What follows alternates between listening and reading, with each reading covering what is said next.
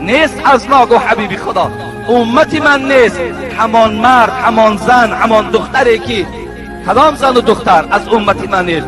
این باور کن یک گویم که خطری هست، این گویم باور کنین یک عذابی هست، یک خجالت و شرمندگی هست وقتی که پیغمبر خدا میگوید از ما نیست. کی از ما نیست؟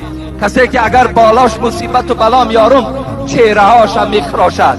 ضرب الخدود، خط این چهره ها را میگویند، یعنی چنگ در چهره میزند، روی هاش میخراشد.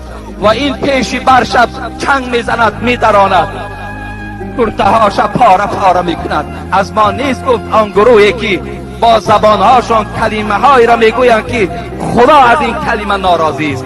ای پدر تو رفتی، من چی کار میکنم؟